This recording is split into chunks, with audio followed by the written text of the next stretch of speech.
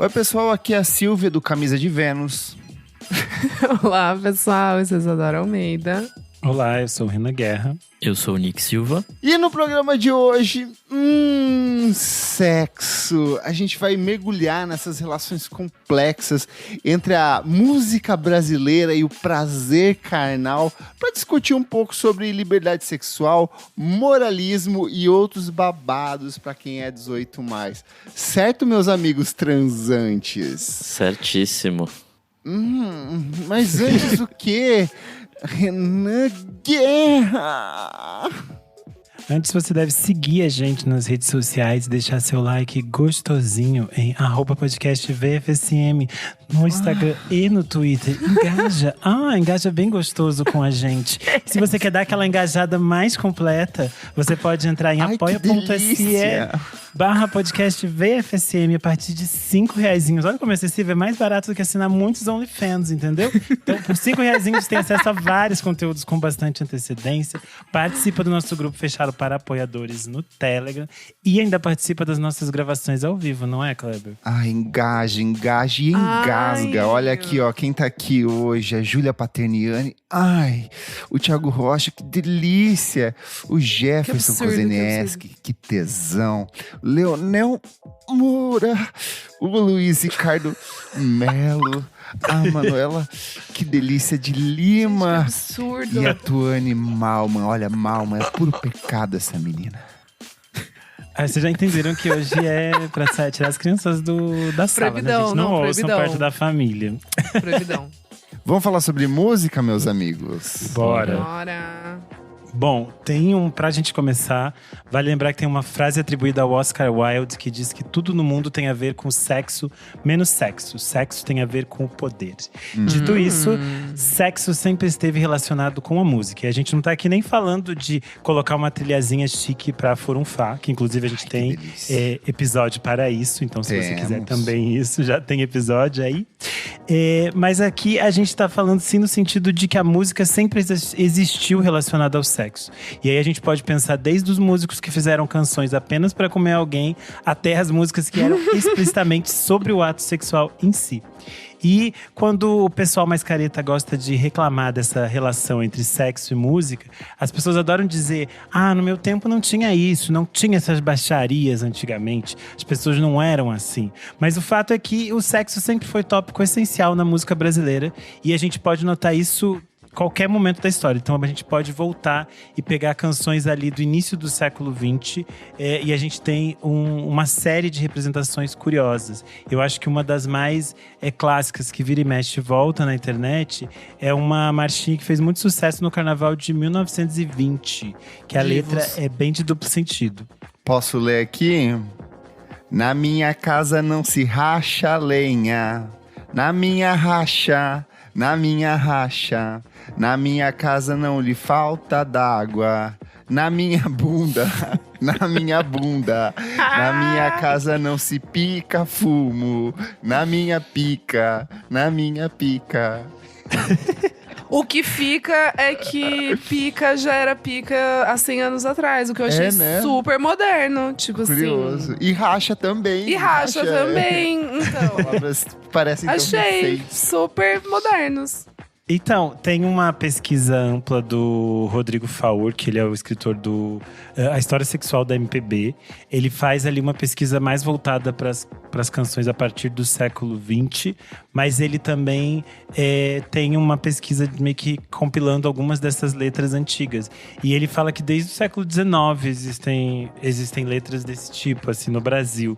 E que é algo bastante comum, até porque era algo comum. E a pessoa pode dizer, mas era coisa de brasileiro, que é safado. Mas não é, porque isso também é importado no mundo todo. É bem comum na canção francesa. Até que, na verdade, para além da questão da música, existem vários rabiscos em pirâmides e outras, tipo pedra e outras coisas muito históricas, muito coisas do tempo dos mesopotâmios, que você tem, sei lá, uma tira de barro onde você tem, tipo, sei lá, pessoas transando com a rainha ilustradinhas num negócio, assim, como se fosse uma sátira aos costumes. Aí a gente tem essa visão, às vezes, de que antigamente as coisas eram mais simples, mas não é. A galera sempre Grécia era uma putaria. É, Maria Antonieta, gente, farra boa lá no Versailles. Pô, tinha um deus que era só pras orgias, o Baco. Pô, isso é legal demais. Mas é que aí você tem que entender que é diferente, que ali tinha um conceito quase religioso em cima do sexo. Não era mas só aí putaria a gente por putaria, né? justifica qualquer coisa com religião, não é mesmo, amigo? Não briguei, gente. O ponto é que a gente aqui nesse episódio traz esse adendo inicial de que o sexo sempre esteve lá. Mas a gente não vai ficar nesse passado tão longínquo. Mas é só meio que pra fazer uma preliminar aqui, pra mostrar que o sexo já estava desde sempre presente nas nossas canções. Pra umidificar nossos assuntos hoje aqui. Mas a gente vai avançar um pouquinho no tempo e chegar nos anos 70. Na canção famosa, na voz da Rita Lee, que era uma autoria do Arnaldo Jabor, ela falava que amor é prosa e sexo é poesia. E a gente pode pensar que se o duplo sentido habitava o universo das marchinhas e das canções populares no início do século XX, em tempos de ditadura militar e censura aqui nos anos 70, a poesia se tornou um caminho para que o sexo fosse entoado de forma mais refinada possível. Isso é curioso porque é outra parte da pesquisa do Rodrigo Faur, que ele fala que antes dos anos 60 e 70, a mulher na canção ela era muitas vezes olhada apenas pelo olhar masculino e sempre na perspectiva masculina também. Então as mulheres elas existiam em muitos espaços e elas apareciam ali nesses trocadilhos, nesses duplos sentidos, ou elas apareciam na figura de uma mulher que vem para desvirtuar o lar, para tirar este homem do rumo, tirar este homem do prumo. E aqui nos anos 60 e 70, com a chegada de novos autores como o Chico Buarque, o Gonzaguinha e até a presença de autoras femininas como a Rita Lee, a Joyce e depois a Marina Lima, a gente vai ter uma nova perspectiva. E aí a mulher passa a ter outros olhares, ela passa a ser também uma voz os papéis também, né? Não só de vítima ou algoz de alguma coisa, né? Ela passa a ter desejos e ter outras funções ali no meio, né? E eu acho que talvez a nossa principal referência disso seja a Rita Lee, né? Que ela vai fazer isso bem na cara da ditadura, falando abertamente sobre tópicos sensuais e sexuais de diferentes formas. E aí eu acho que a gente tem eu e o Kleber já gravamos um especial no Clássicos VFSM sobre 3 discos da Rita Lee. E a gente fala um pouco sobre essa importância dela para essas discussões, desde prazer feminino até liberdade sexual. E lá é bem interessante que a gente fala um pouco sobre também a perspectiva de que como ela burlava a censura. Porém, a censura acho que é algo que a gente sempre vai comentar quando a gente pensar nos anos 70, né? Especialmente, que eu acho que é um momento de muita repressão. E aí, enquanto o mundo passava por um espaço de liberdade sexual, ali pós Flower Power e todo o verão do amor dos anos 60, o Brasil ainda estava aqui, sofrendo horrores. Daí a gente ia ter, alguns tipos de censuras absurdas, que é a capa do Índia, por exemplo, da Gal Costa, sendo vendida embalada em plástico preto, porque ela tava ali só marcando um pouquinho os lábios. Os lábios no biquíni. E é meio absurdo, né, em comparação com o mundo. E aí, nesse cenário, eu acho que eu separei 2 exemplos do Chico Buarque que são bem simbólicos, porque eles estão presentes na Ópera do Malandro. Um deles é Meu Amor, uma canção de 78. Essa música é sexo puro. Essa música é absurda, né? E eles ainda mudaram algumas coisas na letra, né? Porque ela era mais danadinha. Mas ela foi gravada… Ela tá no disco da Ópera do Malandro, gravada pela Maria Severa e a Elba Ramalho. E no mesmo ano ela foi lançada pela Maria Bethânia no Álibi, que a Bethânia canta essa… Posso ler um trecho aqui? Leia. O meu amor tem um jeito manso que é só seu. que rouba os meus sentidos, viola os meus ouvidos, com tantos segredos lindos e indecentes, depois brinca comigo, ri do meu umbigo e me crava os dentes. Ai, tem esse ai também aí no final. Não, e é muito, como é da peça, ela é bem, a interpretação também é bem teatral, né? A da Marieta Severo. O meu amor tem um jeito manso que é só seu, de me fazer rodeios, de me beijar os seios, me beijar o ventre e me deixar em brasa. Desfruta do meu corpo como se o meu corpo fosse a sua casa.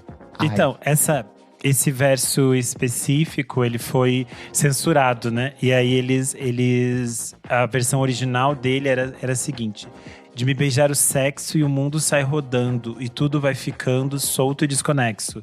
E aí a censura achou melhor trocar, não gostaram. E aí o Chico modifica, né, pro me deixar em brasa, desfruta do meu corpo como se meu corpo fosse sua casa. Que é fantástico também. O pior que eu acho que é até um verso mais bonito, assim, tipo… Por não ser, talvez, tão… Não sei se é exatamente explícito, mas… Não sei, me soa mais poético. É que o Chico… Acho que o Chico tinha essa… Não tinha, né? Ele tá vivo. Que ele consiga vivo. O Chico tem essa coisa de…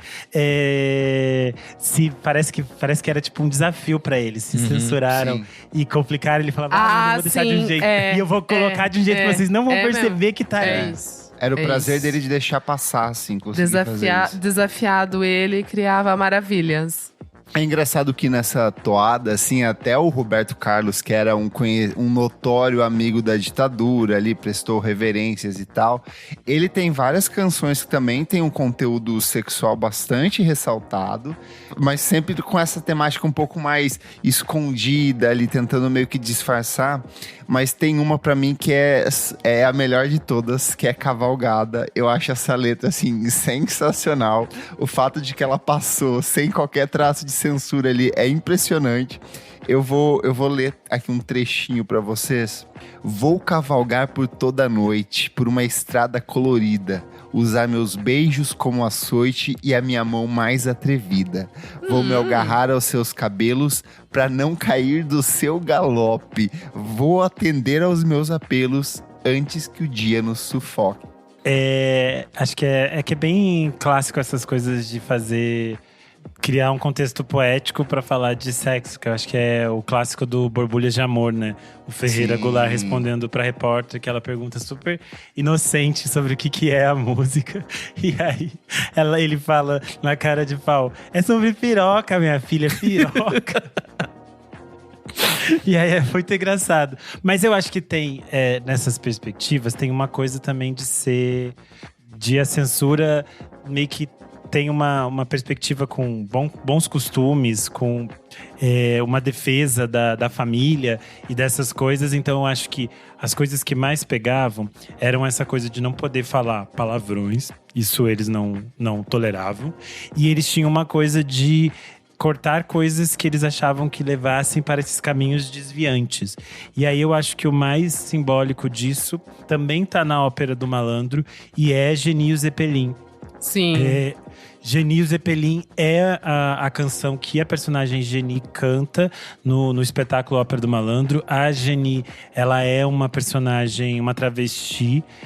Nos anos 70 e 80, ela geralmente era interpretada por homens cis. E hoje em dia até algumas montagens já colocam a Geni sendo interpretada por atrizes trans. Ela é uma personagem bem importante do teatro brasileiro. E ela conta, tipo, a música vai meio que conta essa história afetiva, sexual aqui da Geni. E como ela é desejada por este homem de Zeppelin que chega na cidade. E na versão da música, na versão que saiu oficialmente da música no disco do Ópera do Malandro, eles falam: de tudo que é nego torto, do mangue do cais do porto, ela já foi namorada. O seu corpo é dos errantes, dos cegos e dos retirantes. É de quem não tem mais nada.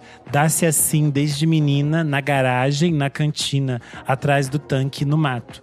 Esse último verso, originalmente, ele não era assim. Porque ele deixa muito claro que ele fala assim: foi assim desde menina, das lésbicas concubina, dos pederastas amásio. é a rainha dos detentos, das loucas, dos lazarentos, dos moleques do internato. E aí a censura proibiu especificamente a cena, o verso em que falava sobre lésbicas e pederastas. Que é, tipo, muito óbvio do tipo de coisa que eles estavam censurando e que eles estavam meio que perseguindo, né? Tipo… Sabe o que eu acho muito curioso? É que nessa época também a gente tem o auge das pornochanchadas no Brasil, né? E que era uma coisa que era, tipo, totalmente… Tipo, quase um soft porn ali. E não existia tanto bloqueio. Era visto como algo natural, sabe? Esse tipo de putaria na tela, de mostrar peito, de mostrar gente transando e tudo mais. É até meio contraditório, assim, que o peso da música parece que tinha um impacto muito maior do que o que era exibido em tela, sabe? Pros é militares. Que eles entendiam que a música tinha uma penetração maior no público, porque ela estava relacionada à transmissão na rádio e as pessoas, às vezes a pessoa ouviria o single do disco e depois ela compraria o disco. E se o disco tivesse, sei lá, no lado B, alguma coisa assim, eles já não queriam. Tanto que às vezes, por exemplo, também no Índia da Gal, eles cismam com a música do Luiz Melodia, que tem um verso que diz: o corpo é natural da cama. E eles acharam aquilo feio. E daí, por exemplo, a música vinha com aviso que ela não poderia ser reproduzida em espaço público. Ai, gente, é surreal esses vinil que tem essas prensas da censura. Em casa ainda tem vários. É que a maioria ali, na verdade, surreal, nem era gente. arriscado. Era só proibida a exibição. Alguns saíam normais, só que, tipo, a música podia ser tocada em casa, mas não nas rádios, né? Nas rádios, E no caso dos filmes, como o filme era exibido no cinema, eles não tinham essa questão tão forte, porque o público já tinha censura de 18 anos, né? Teoricamente um controle de entrada. Então, mas não pode, de novo, volto a eu acho que é contraditório, porque tem vários relatos de pessoas dessa época que iam, por exemplo, assistir filme dos Trapalhões e o trailer era um desses soft porns, assim, e não tinha os cinemas metiam louco, controle, né? Sabe?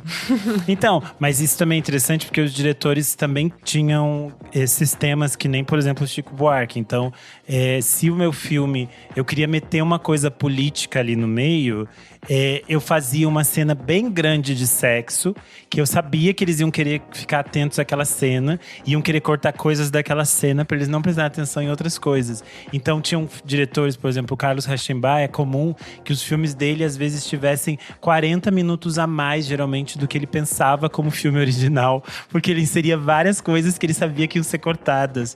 E aí ele deixava e enfiava outras coisas, tipo assim, mensagens políticas, mensagens para o povo no meio das coisas. Então tinha esses esquemas também, eu acho que é interessante. Mas a gente falou da questão da censura, e ela é algo que vai permanecer até o início dos anos 80, né? Então, até 85, a gente ainda tem… As obras ainda eram enviadas para esses analistas da censura para entender se a obra seria liberada ou não. Consegue imaginar essa realidade aplicada ao universo atual de uma dominância evangélica? Imagina essa galera censurando hoje, como seria o caos? Nossa, do jeito que a gente tá nesse evangelistão, eu não duvido muito não que isso vire realidade daqui pra frente, hein? Ai, gente. Por Deus, bate na madeira. Bate na madeira. Credo. Eu acho que o último exemplo ali, falando de censura dos anos 80, um dos mais icônicos, é o da Blitz, que teve as suas músicas censuradas do álbum As Aventuras da Blitz 1. E o disco já estava prensado, então eles decidiram simplesmente riscar as duas músicas que foram censuradas. Então você recebia um disco que já era previamente destruído em casa. Ainda existem muitas cópias desse disco, né? Muito legal quando você pega e vê que tá riscadinho. As duas músicas que foram censuradas são Cruel, Cruel, Esquizofrenético Blues e Ela Quer Morar Comigo na Lua. Elas eram impróprias por conter o termo bundão, que era considerado um palavrão, e os trocadilhos com a palavra peru. E aí, eu acho engraçado que anos mais tarde, o Cacete Planeta, em 1989, lança Tem o disco! Tem o disco deles que eu acho que eu tinha eles chamam isso! Caceta, né? Gente, eu acho que eu tinha isso! Aí, detalhe, esse disco se chama Preto com Buraco no Meio, né? Que é uma alusão ao cu e também ao disco de vinil. Gente, eu acho que eu tenho isso. E a última música desse disco se chama Punheta. Só que essa música não tá no disco, ela não tá no… Ela tá escrita no encarte, mas ela não tá no disco. E aí o que acontece? Dentro do encarte vinha escrito o seguinte: o Departamento de Censura da Polícia Federal proibiu tocar a punheta em todo o território nacional. Caralho, piada ótima. Uma excelente piada contra a ditadura, gente, mas também brincando com essa questão do que rolou com a Blitz anos antes também, né? Correção errata aqui, eu não tinha esse álbum, eu lembro, olhei aqui. Mas o que eu tinha era o álbum da Angélica, né, com as participações. E daí tem Angélica e Caceta Planeta cantando Mauricinhos e Patricinhas. Classic. Ai, meu Deus. E acho que isso que a Isa falou, de ter, tipo, Cacete e Planeta cantando uma música com a Angélica, já mostra, dá um pouco do tom do que era os anos 80 e do que vai ficar a partir daqui. Mas esse é já 90, tipo assim, 99, 8, sei lá, alguma coisa assim.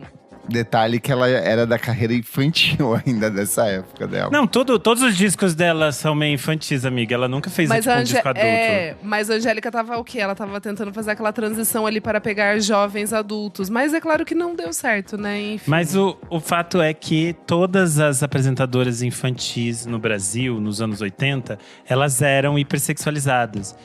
Quando a gente pensa nos anos 80, a abertura, aquilo que o mundo viveu nos anos 60, que tinha uma perspectiva ali de feminismo, de lutas por minorias, de várias coisas que aconteceram nos anos 60, o Brasil perde esse bonde porque a gente estava passando pela ditadura. E quando a gente tem a abertura, nos anos 80, a gente está vivendo um bonde absurdo, assim.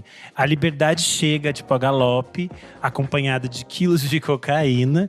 E o Brasil vive uma experiência completamente surreal nos anos 80, em que as coisas não têm muito limite. E aí, literalmente os 50 anos em 5 na base Nossa, do pior pó. que é bem isso mesmo, assim, caralho. É uma época de maluquice, assim. As pessoas dos anos 80, elas vão viver tudo. E aí é aquilo que a gente já comentou aqui algumas vezes. Depois elas vivem, tipo, uma rebordose ali no início dos anos 90. Porque ou as pessoas foram pra rehab, ou elas perderam metade dos amigos em decorrência do HIV/AIDS. Então é uma experiência maluca. Só que quando a gente pensa nisso, a gente tem um campo que a gente tem mais liberdade para se falar coisas, então a gente vai ter autores que não tem mais. Se ali no início dos anos 80 a Blitz é censurada porque tá escrito bundão, depois o Renato Russo e o Cazuza iam escrever várias músicas que tinham palavrões, né? O que também era uma coisa vista como muito feia. E é engraçado, tem uma frase que eu vi a Elza Soares falando, mas eu também achei menções de que a Dercy Gonçalves tinha falado isso.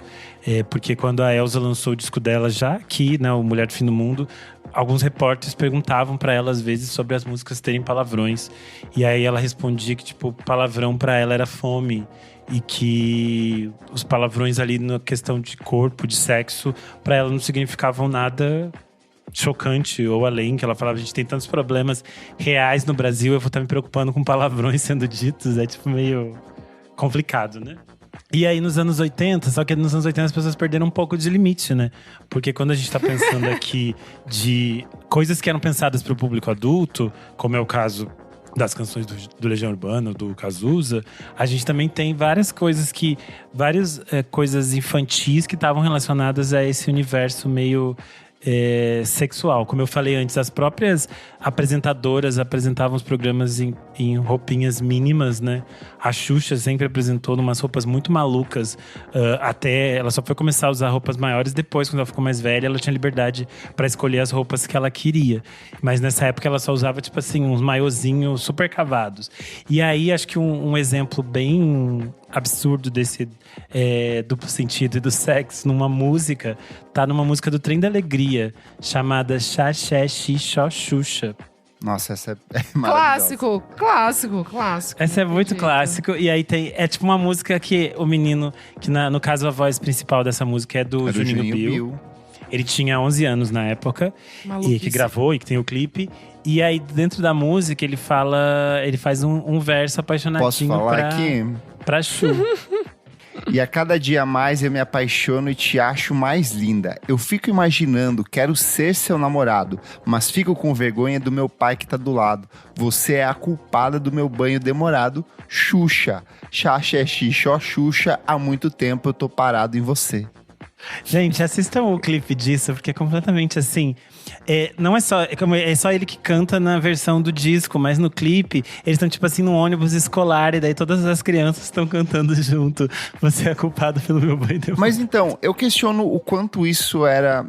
Eu sei que dos autores, beleza, que eram autores, homens adultos ali, Paulo Sullivan e Massadas fazendo suas coisas e tal. Mas eu não sei se tinha esse contexto, essa percepção de sexo que a gente tem hoje, entendeu? Eu acho que tinha uma coisa de fazer piada. Eu não acho que tinha. Não era tão explícito, talvez, quando seja hoje. Não sei. Eu fico com a sensação de que as pessoas não tinham essa sensação de que era algo sexual de fato. Pra mim era muito mais mas é grande piada do duplo sentido, sexo, né? Tipo, de. Mas eu não sei se nem se valia como duplo, sabe? Eu fico pensando que é meio. Não sei. Não, claramente aqui, né? Igual aquela música da Angélica lá do Voo de Táxi, que é claramente uma música de masturbação, né? Mas essa música não é sobre duplo sentido. Essa música é explícita. É diferente. Ah, amigo, mas fica como duplo sentido, porque todo mundo ouvia, crianças e enfim, não? Eu acho que existia, sim, um lado que também as pessoas não estavam tão preocupadas com isso. Gente, Até é o porque- Tchan, pelo amor de Deus. Então, não, eu acho sinto que essa castração evangélica que a gente tem hoje, que tudo, ai meu Deus, mensagem para as crianças. Eu sinto que não tinha isso nessa época, sabe? Tinha uma leveza maior, uma aceitação. Então, mas maior, é que também tinha uma aceitação maior, porque a gente também não estava atento a outras discussões que a gente achava que eram tão exato. próximas. Hipersexualização de criança. Isso, a gente não falava Tinha umas desses coisas, temas. e tinha uns buracos mais embaixo, né, galera? Passando fome. Porque as pessoas não estavam. As pessoas sempre Não que achavam mudou. que hipersexualização do corpo infantil, pedofilia, abuso sexual eram temas muito distantes. Sempre existiu isso. E eu acho que as pessoas tinham uma coisa de não dar tanta não atenção pra pensar isso. sobre isso. Sim. Isso. sim, E nos sim. anos 2000, a gente fica muito mais claro. As pessoas têm muito mais ciência de que o abuso sexual está dentro da casa das pessoas. E que a gente precisa estar atento a discutir essas coisas. Eu acho também com essa profusão de telas, profusão de coisas, a gente passa a discutir isso de outras camadas. Porque quando a gente pensa, por exemplo, numa criança dançando a boquinha da garrafa nos anos 90, ou uma criança dançando funk nos anos 2000, ela não tá sendo filmada por alguém e colocada na internet. Ela tá dançando aquilo, tipo, na frente da mãe, na sala de casa dela, como todo mundo dançou, sabe? Só que eu acho que quando hoje em dia a gente tem essa... Eu ia falar que eu amo aquele vídeo do Guguzinho dançando no sabadaço, cantando alguma música Nossa, X gente. altamente Guguzinho, erótica. Danny Boy. É o Danny Boy, o Danny Boy. Como e aí que era tem possível várias. isso, cara? E aí tem várias mulheres seminuas, com o corpo molhado, com a bica da teta saltando Mas ali. a gente e ele assistia super- isso de boa. E ele tá super de boa ali também. Ele tá tipo Mas como depois se fosse ele passa por processos muito pesados de depressão e problemas Sim. na carreira dele quando ele Judiação. envelhece, né? Porque ele é Cara. basicamente uma criança. Eu acho que isso Sim. também são perspectivas que mudaram. A gente quase Sim. não tem mais artistas infantis, assim, especialmente no Brasil, porque a gente tem uma Ainda legislação bem. bem séria contra Uhum. Ainda isso. bem. Sim, E a sim. gente vê o quanto isso é problemático em outros países, quanto é uma dificuldade, assim. Porque, sei lá, hoje em dia a gente tem as crianças que surgem, o SBT tem super cuidado com as crianças e ainda assim as crianças depois, os pais bagunçam essas crianças, vira o caos. Aí hoje em Sim. dia a gente tem uma geração de subcelebridades advinda ali de Carrossel, essas coisas todas. Então é bem complicado. Para cada Maísa e Larissa Manoela, Tem surgem 30 10 outras. outras. Lá de fora a gente pode crer. vê as maluquices que rolou na Nickelodeon, tipo, Que é metade aquele doc que eu despirocou, falei. assim, então… Surreal. Pesado. Porque tá de novo relacionado a espaços de abuso, de negação, de abandono parental. Então são coisas bem, bem complexas que E estão acho nesse que cenário. vale só ressaltar novamente que era uma discussão que não existia tanto na época. A gente não pode ser anacrônico aqui e olhar, tipo, com os olhos de hoje, uma coisa que rolou há tantos anos atrás, sabe? Obviamente a gente sabe que é errado, mas na época não era aberta essa discussão, né? Igual é hoje. Sim, total. Mas aí quando a gente pensa, voltando a falar dos anos 80, antes da gente entrar no caos dos anos 90, eu acho que seria interessante citar aqui nessa transição de liberação sexual uma figura que eu acho importante, que é o Fausto Fawcett, que nos Divo. anos 80 ele já começa… trazer essas personagens femininas ali em espaços de sexualidade. Então a gente vai ter, por exemplo, a Cátia Flávia, que é essa loiraça Beelzebub. E depois, na virada para os anos 90, ele utilizaria ainda mais essa perspectiva dessas mulheres estando presentes na obra dele. Então essas loiraças acompanhariam ele, né? A Cátia B chegou a ser uma dessas loiraças. Mas é muito interessante, porque todas elas não eram um papel, tipo, passivo ali, de tipo, ela só aparece de seminua e dança aqui. Mas elas eram todas partes de uma performance. E eu acho que a personagem mais icônica que vai surgir ali em 1990 é a Regininha Poltergeist. Que ela era a estrela do espetáculo Santa Clara Poltergeist. Que ela era uma santa com o poder de curar as pessoas a partir do sexo. E é desse espetáculo que ela era a estrela. Cara, como pode o Fausto? Por Deus, divo, mano. Ela assumiu o nome de Regininha Poltergeist. Depois ela participou dos outros espetáculos do Fausto nos anos 90. E é dessas coisas que aí a gente entra nos anos 90 e tem essa coisa meio surreal. Porque existe, por exemplo, um vídeo já ali da fase do Serginho Groisman no SBT, no Programa Livre, que o Fausto Fawcett tá com as meninas no programa. E aí, a hora que eles vão cantar a música da Regininha Poltergeist, que eles ficam falando, vai, Regininha. Ela entra de, tipo, uma lingerie de pelúcia, assim, no palco. E aí, os adolescentes vão à loucura. Detalhe, 3, 4 horas da tarde. Então, e aí agora a gente pula chega nos anos 90. Eu acho que os anos 90 é a nossa festa da salsicha, né, do Brasil. Sim. O H e o O, né, os grandes disseminadores dessa maluquice e a gente na tinha televisão. a banheira do Gugu, a gente tinha as gatas molhadas do Sabadão, também do Gugu. Sushi erótico no Faustão. Nossa, isso aí não vale, isso aí durou só um dia. Isso aí é Não, é tipo quase um efeito Mandela que as pessoas criaram por uma grande discussão. Eu sei que é horrível, mas isso não é a pior coisa que o Faustão cometeu.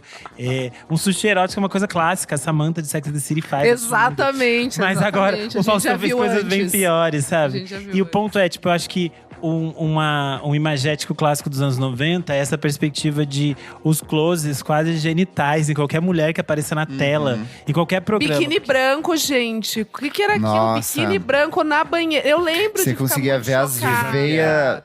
Você via as veias da perereca ali, gente. Como que era isso, cara? Era o grande foco na Prochasca, né? E a coitada da Prochasca, até hoje ela sofre com isso. Vocês sabem a história da Prochasca, né? Um repórter, chama o nome dela Prochasca. Eles estavam filmando, transmitindo carnaval na Band. Transmissões de carnaval, gente, dos anos 90. Sempre não procurem isso no Google, porque são sempre criminosos, porque todo mundo já tá bem chapado. E aí, tem uma dançarina, e daí ela entra, ele é uma passista, e ele fala pro outro câmera: foco na Prochasca! E aí a Prochasca, a repórter fica meio confusa também. Enfim, aí tanto que virou um grande… um apelido, né, para vagina no Brasil, a Prochasca. O ponto é que a gente até já tinha essa coisa de ter dançarinas na TV, tipo, as chacretes e tudo mais, mas era outro espírito, né, gente? Elas estavam ali, as chacretes estavam no espírito ali da anarquia do Chacrinha. E quando a gente chega nos anos 90, tipo, as dançarinas eram meio absurdas, né? E aí eu acho que tem uma profusão de coisas nos anos 90, que é o sucesso do Axé Music. E aí o Axé Music vai por um caminho que abandona cada vez mais essa coisa de falar sobre as suas raízes afro ali da Bahia. E quando ele chega no Sudeste, ele vai ganhando cada vez mais essa camada de hipersexualização. E isso era muito mal visto, as pessoas já mal viam, as pessoas falavam muito mal, enquanto crítica musical, a inteligentícia brasileira. Mas eu achei curioso, porque de um outro lado, tinham outros artistas que também surgiram, que estavam nesse espectro de vamos meter o louco e falar um monte de coisas, e eles eram muito bem quistos, como, por exemplo, Mamonas Assassinas e Raimundos. Sim. Acho isso… Mamonas Assassinas tem uma letra que é literalmente sobre zoofilia, tipo, explícita ali, além de outras barbáries. E Raimundos pega, por exemplo, Eu Quero Ver o Oco. Gente, é uma música sobre o cara penetrar tanto uma mulher que ele está vendo o oco da vagina ou do ânus dela. E isso era tocado em rádio com uma naturalidade indiscutível, assim, é muito surreal.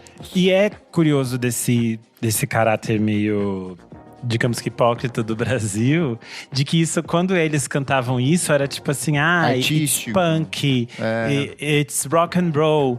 Mas agora, tipo, o El Chan era visto como uma coisa feia, ruim, sendo que, tipo, sei lá.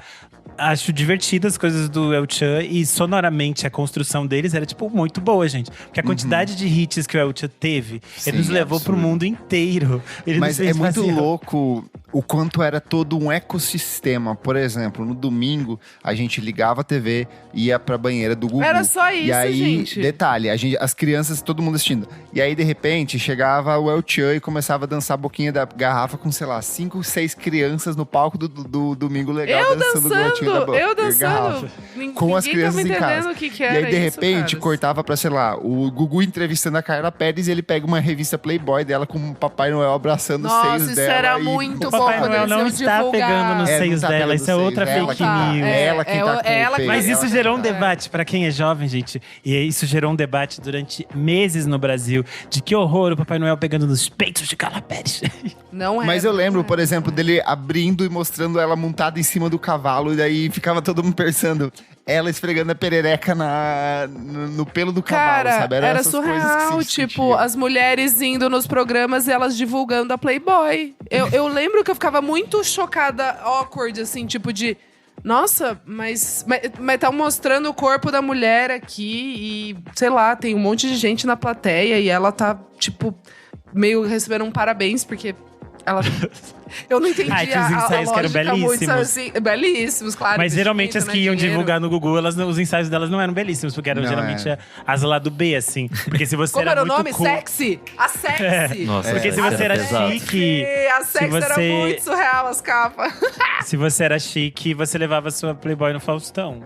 Gente, que vale surreal lembrar… Tudo. Meu Deus. isso G é absurdo. Magazine? Não, o momento Eu em ia que lembrar da a gente. Gretchen dança com o Jean-Claude Van Damme no palco do Nossa, Gugu. sim. E o Jean-Claude Van Damme tem uma ereção no palco do E o Gugu. Gugu ficava mostrando. E Acho o que isso é Gugu o pior. tentava mostrar. Nossa, é verdade. muito Acho que surreal, gente. isso é. Não tem o que falar. Não tem o que falar. Só quem viveu mesmo. Não tem muito E o isso que explicar. era… E você que está ouvindo, você novinho que nasceu nos anos 2000. Era de praxe. Isso era todo o domingo. Era todo domingo. Ao ponto de o Gugu inventar uma falsa entrevista com o PCC e ser tirado Um do ar. clássico também. Que ali É, foi isso o já é também. nos anos 2000, 2000 já. E acordar as pessoas com a corneta. Ai, eu amava esse. Eu amava esse. Geralmente tinha umas Ai, pessoas que acordavam com ereção também, elas eram filmadas. Mas acho que o melhor é quando acho que é o Gil Gomes que acorda e ele tem uma arma embaixo da coisa e ele quase Ele mata atira. o ET e o Rodolfo. Mas o Gente, ponto é, ET e Rodolfo, tá? aspas. Aqui. pelo menos o ET e Rodolfo, eles eram ali, eles só davam… Eles eram adultos, Lançando pelo disco. menos, né? Tinha Existia algum música consentimento. também. E eles Tinha estavam só música lançando o também. disco deles ali bonitinho, não tinha nenhuma É isso. questão. Mas eu acho que pra mim o mais marcante desse relacionamento é… Abusivo. Nem era possível, mas é… Tóxico. Não, explícito, assim, que quer dizer, tipo… meio anárquico dos anos 90, de que tudo era muito maluco. É a experiência de que essas mulheres seminuas, elas se tornam grandes ícones infantis. E aqui a gente Sim, chega num nível sandalinha. bem absurdo. Porque eu acho que a mais icônica de todas, a maior estrela para as crianças que cresceram nos anos 90, era uma dominatrix com chicote que Tiazinha, ameaçava gente. homens, que é a tiazinha. E ela Absurdo, tem… depilava homens. Depilava homens ao vivo. Ela chicoteava, né? Homens ao vivo era tipo Ela perfeito. chicoteava. E é muito interessante porque isso começa como um processo de ela ser ali uma participação dentro do programa H do Luciano Huck na Band e que depois a Feiticeira também surgiria nesse mesmo Sim. esquema. Porém, a tiazinha passa a virar uma espécie de ícone de diversas coisas. Ganha A a gente vida vai própria, ter- né? Pra fora disso. Isso. Cara, tinha a sandália dela, a sandalinha da Sandália. tiazinha. Chiclete, não tinha? chiclete. A gente Chiclete. pode… eu separei na pauta e o Nick pode incluir pra gente ouvir um trechinho da propaganda Ai, da Tamanquinha, que é perfeito. Boa. Vamos ouvir. Se eu tenho o tamanquinho da tiazinha, para! Eu também! Para! Chegou o tamanquinho da tiazinha. Ele vem com uma máscara igual a dela. Para! Sabe o que é surreal? A minha escola, ela ficava… Saía a escola, na frente tinha um bar. E aí vendia o chiclete da tiazinha. Sim, e aí, sim. sei lá, em determinado dia, era tipo todo, sei lá, um contingente de crianças, homens, Pegando, meninas, com a sim. máscara da tiazinha, assim, eles pegando chiclete Plock. Era chiclete Plock, se eu não me engano, Isso. inclusive, né? Nossa, E a tiazinha, além de ter virar figurinha de chiclete, vender tamanquinha com máscara pra crianças, e no Gugu, ela também teve a sua série, que durou uma Sim. temporada. E ela também lançou o seu disco, Tiazinha Faz a Festa. E eu acho que até vale a gente conferir aqui a tracklist, pois tem grandes coisas. Que é a abertura, Tiazinha Faz a Festa. O Ru Tiazinha. A número não, 3 é do Eu. tiazinha. Não é que essa que tem o Vini? É com o Vini. A do Isso. tiazinha é com o Vini. Mexe essa bundinha, Bundinha, vai. Tem Tiazinha, Você é Minha. 3 minutos. Sugar Sugar. Dança da Tiazinha. Garota Sensação. Tiazinha Story. Vem cá que a Tiazinha te ensina. Tiazinha Faz Festa. Do Eu Remix Tel Werneck. É perfeito. Tel Werneck, Achei meu tudo. Deus. Nossa, cara. Tel Werneck é um nome Nossa, importante tá me dando. Nossa, tá da explodindo música na minha eletrônica. mente. Eu achei aqui a caixa do. Ó, do com mais de chiclete. Puta que 70 pariu. fotos inéditas e exclusivas na bônus do CD-ROM. Gente. Fantástico. Quem? Produzido Surreal. por Liber Gadelha, direção artística Ronaldo Vieira. Não sei quem são. Prazer. Dessa fase que a gente falou de programas vespertinos com figuras icônicas, é muito curioso que a gente vai ter algumas figuras que vêm do Nordeste, que geralmente aparecem nesses programas, tipo o Genival Lacerda, por exemplo. O Genival Lacerda, por exemplo. E aí eu achei interessante adicionar aqui que dentro do universo do forró, a gente tem uma escola desse forró de duplo sentido que vem Sim. desde os anos 70. E obviamente essas coisas eram feitas bastante à margem, por isso que muitas vezes elas nem eram necessariamente censuradas e tudo mais. A gente sabe como existia uma indústria nos Passava anos abaixo 70. do radar, né? É que nos anos 70 ainda existia uma indústria bastante ampla de discos que eram muito regionais. E aí, às vezes, Você falou dos anos 70, mas o próprio Luiz Gonzaga, ele, obviamente, em um tom menos sexualizado em relação ao que seria feito posteriormente, ele também tem um amplo repertório dessas canções de duplo sentido aí. A Juliette usando o coisa pra defender a música dela com duplo sentido. E agora eu falei música dela, isso é uma cacofonia, né? E acho que eles usavam muito dessa brincadeira com a cacofonia, era uma das coisas principais pra eles. Além do duplo sentido, existia essa cacofonia que era bem usual. Então, a gente viadão. tem várias dessas coisas desse tipo que vai ser utilizado desde os anos 70.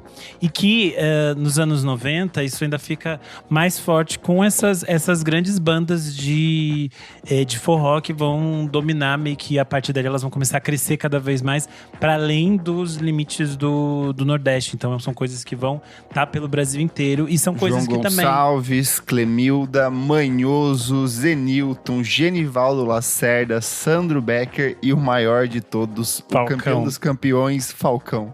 Esses são os nomes clássicos, né, do que eles também chamam de forró safado. Tanto que vocês procurarem no Google, vocês vão achar muitas mixes de forró safado. E aí vão ter músicas desde mais clássicas, até depois as músicas que se tornaram bastante populares no Brasil ali na virada do século. Então a gente vai ter uma série delas. Eu acho que talvez uma das mais famosas é o Chupa Que é de Uva, que virou tipo uma febre nos anos 2000. E aí surgiu depois também o Senta Que é de Menta. Mas eu acho que elas eram fantásticas, né? Porque elas ainda traziam uma campanha de conscientização para as pessoas usarem camisinha. Porque falar chupa que é de uva, está falando para usar camisinha até no sexo oral. Acho fantástico.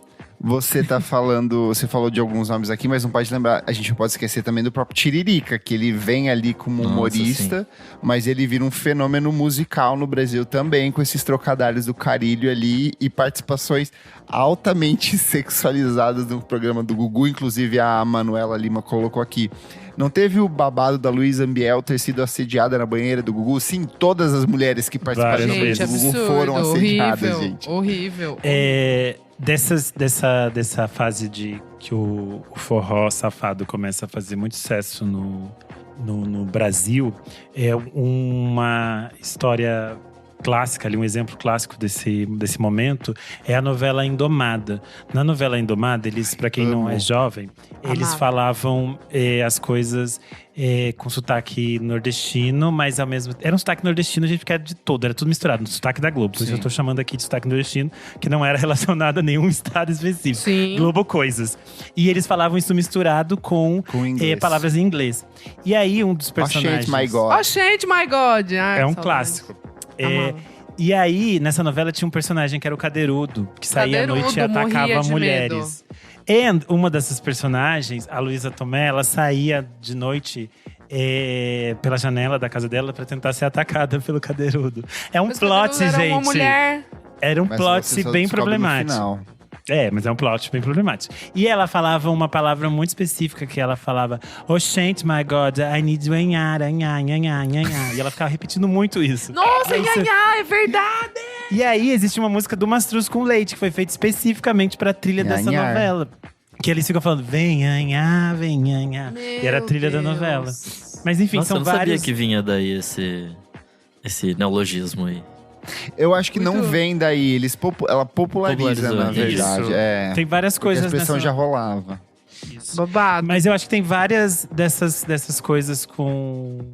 Dessas músicas clássicas, por exemplo, Saia Rodada tem o Lapada na Rachada. Lapada na Isso. Rachada é um classic. Club Classic. Toma, gostosa, lapada na rachada. E um que eu gosto muito, que as pessoas sempre resgatam no TikTok pra dizer, tipo assim, a minha avó fica reclamando do funk que eu ouço, porque ela disse que no tempo dela não era assim, o que ela ouvia. Que E daí isso? eles colocam, eu boto Tati ou não quebra. boto, taranana, eu boto ou não boto, tá doendo, eu tô com medo. Essa é tipo tudo de bom, gente. Ouçam eu boto ou não boto. Em paralelo a isso, tinha também uma linhagem de sertanejo que era esse sertanejo safado também. Muito. Tipo, muito. Tinha sertanejo, super. música Umas paradas, tipo, gauchesca, é. Como é que é? Tira o carro, Como bota que era o aquela cabo, da. na hora que Não, ela quiser, um negócio não, assim. qual que era aquela da baixa a calça? Como que é? Então, esfrega. Bota a calça, você esfrega. Ela tá falando sobre Esfrega no ejaculação. Pega na comadre. E- Então, do Leonardo, né? Acende o fogo da comadre. eu acho que é essa música que o Danny Boy canta no Sabadão. Se não é essa, é a da garagem, é uma das duas. Tá bom. Porque eles colocam a criança pra cantar isso. É uma Surreal. música sobre felação. Mas é interessante pensar nesse universo aqui do forró e tal, porque tudo que a gente falou até aqui, elas tinham essa lógica de duplo sentido e muitas vezes tinha uma relação de os homens estarem cantando isso, ou eram músicas escritas por homens, a mulher sempre estava em uma outra perspectiva. E aí é muito interessante quando a gente tem a virada do século, porque a gente vai ter um outro movimento completamente maluco, que é, nos anos 90, o funk já estava crescendo, a gente tinha muitos artistas importantes de funk, Claudinha e Bochecha foram um fenômeno nos anos 90 no Brasil. Mas é nos anos 2000 que a gente vai ter uma presença cada vez maior das mulheres no funk. Sim. E aí surge ali, vem um movimento de funk putaria, que surge ali com a Daisy Tigrona, a Tati Quebra Cresceu Barraco. ouvindo. Cresceu. E aí é um grande turning point, porque a gente vai ter duplo sentido, tipo, da Cu é bom, Sim. mas a gente vai ter outras que são completamente explícitas. E eu acho que elas começam mais levinhas, tipo a injeção da Daisy Tigrona. Eu posso cantar aqui um trecho de… Eu queria, amiga, que você eu vou cantasse. cantar. Eu adoraria. Que essa eu não tô nem lendo, porque eu realmente ouvia no meu iPod. Eu ouvia Strokes, Hives e Daisy Tigrona e Tati Quebra Barraco. Vamos lá. Eu tô 3 meses sem quebrar o barraco. Sou feia, mas tô na moda. Tô podendo pagar motel pros homens, isso é o mais importante. O Sou Feia, Mas Tô Na Moda virou a frase, né? Virou o título de um documentário de 2005 da Denise Garcia, que é um documentário excelente. Que ela tem a Daisy Tigrona falando um pouco sobre como a música dela, por exemplo, começou a ser ouvida pela patroa dela, que nessa época ela era empregada, e como a Tati também estava estourando no Que Brasil. coisa, inteiro. né? Que chegou mesmo. Tipo assim, sei lá. Eu, uma garota de quantos anos? 13, 14, 15? Então, tem a Alguma ver coisa muito nesse com sentido. a Tipo, internet. no interior. Então, baixava a música e subia nos nossos devices. Porque quando a a Tati vai ser citada, sei lá, na novela, em América, já era 2005, assim, ela já era um fenômeno imenso no Brasil todo. Mas é muito interessante também, eu acho que dessa fase, pensar que para essas mulheres, por mais que elas sejam… Hoje em dia a gente entende elas como ícones muito revolucionários, ali junto com o Mr. Catra, quando a gente pensa nessa perspectiva. Sim. E a gente inclui também ali a Gaiola das Popozudas com a Valesca Popozuda. Na época eles sofreram muito backlash, apesar deles fazerem muito sucesso. Eles enfrentaram uma dificuldade muito grande. E isso se repete, por exemplo, no caso de que a Daisy Tigrona, durante muito tempo, ficou afastada da sua carreira musical, porque era uma dificuldade de se manter fazendo essas coisas. E todos os outros tiveram que achar meios diversos para se sustentar dentro desse universo, né? A Valesca Popozuda trabalhou de tudo e mesmo assim ela ainda teve fases mais em baixa, porque as pessoas ainda têm uma dificuldade muito grande de aceitar o que ela faz, o que elas fazem.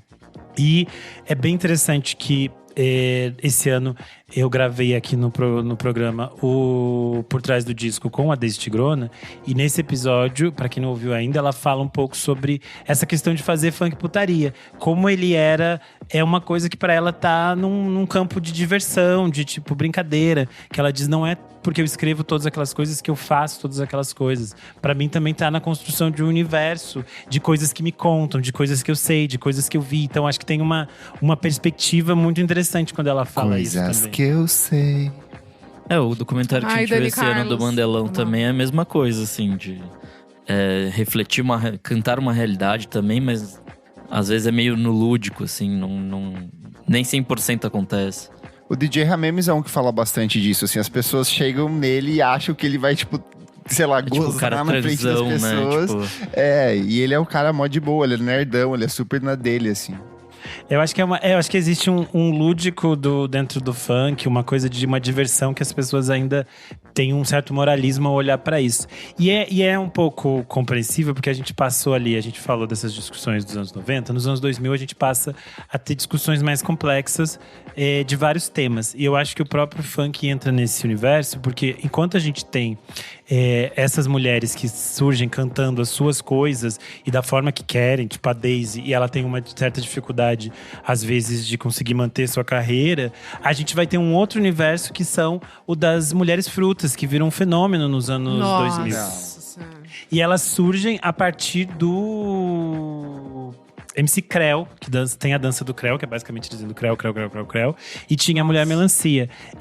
Tem aquele vídeo icônico da Mulher Melancia no Gugu. E ela tá falando o quanto o Creu era um profissional péssimo e quanto ela foi maltratada trabalhando com ele. E aí o Gugu manda o Creu entrar. Caralho. E aí ela tem que abraçar ele. E dá pra fazer leitura labial porque ele fica xingando ela no ouvido dela. Ele é um ridículo.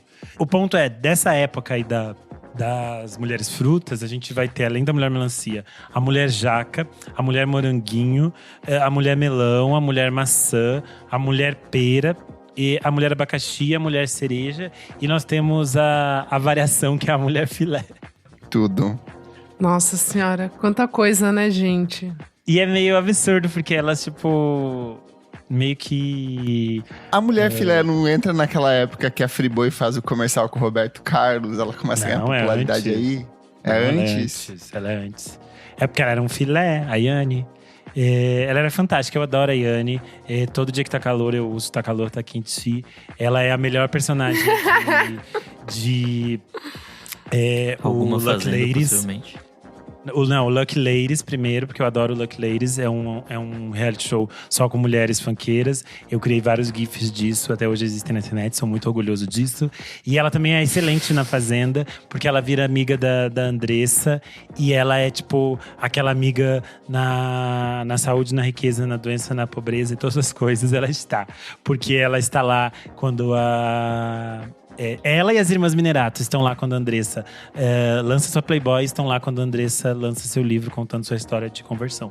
Então são amigas que não abandonam.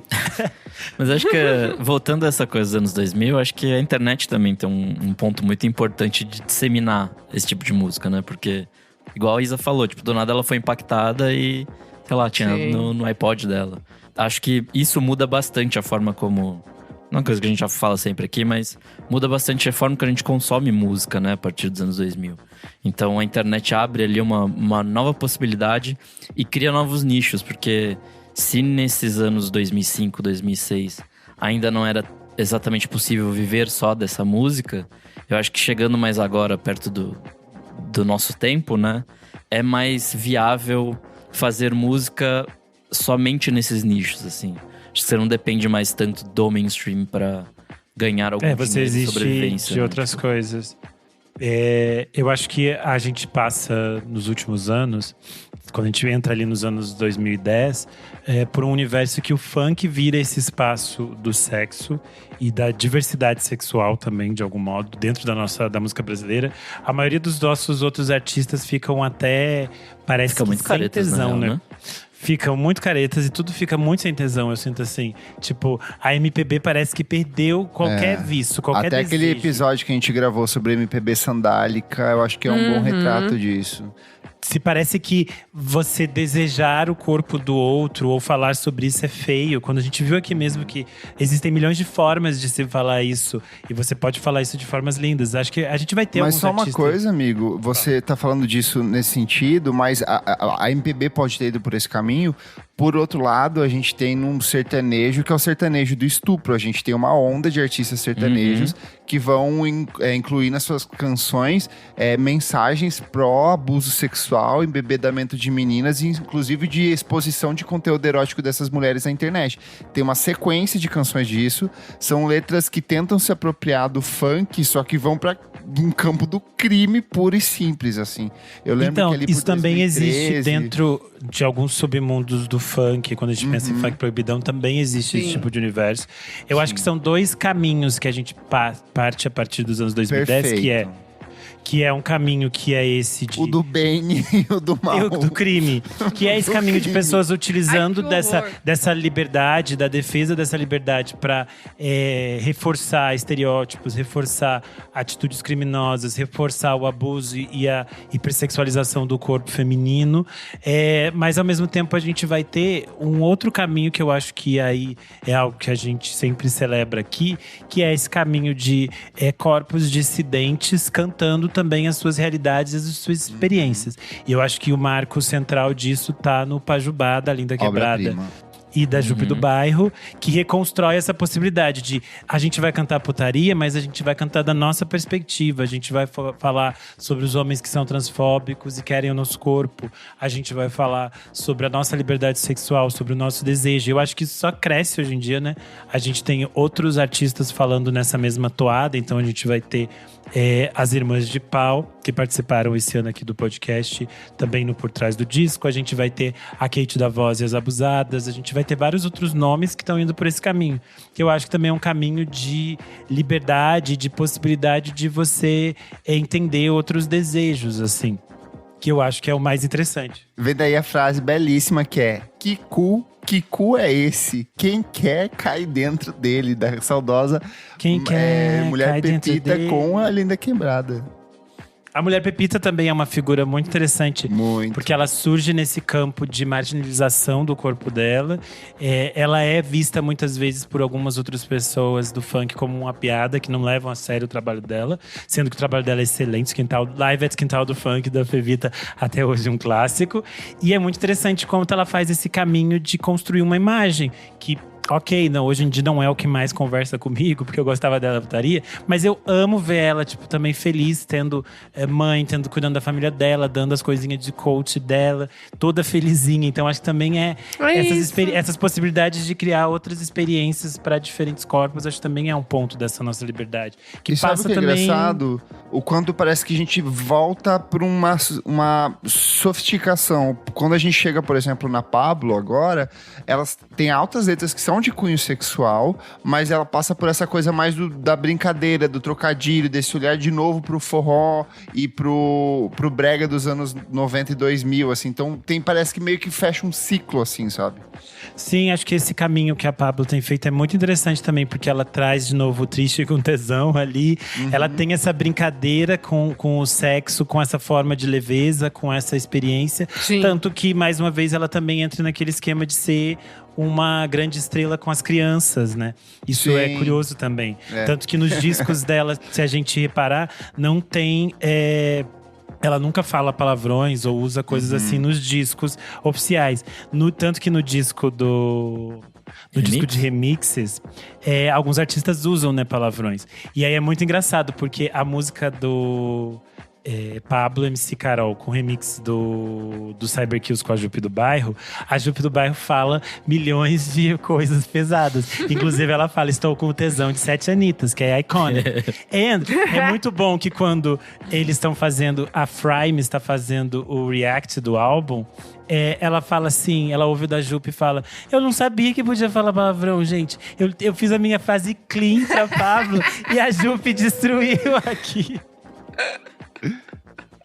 Que maravilhoso isso! Eu não sabia. E eu acho que isso é muito interessante também, de a gente chegar num momento de liberdade e diversidade, assim, da gente poder ter diferentes artistas fazendo o que eles querem.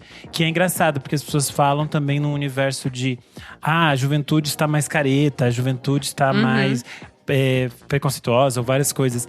E eu acho curioso aqui, pensando nisso, que tem uma relação de que existe uma parcela, sim, da juventude que está mais careta. A gente vê um encaminhamento de muitos jovens para essa religiosidade Pro neopentecostal. seio do MBL. Isso existe muito, isso é muito forte na internet. E é muito marcante na internet essa perspectiva.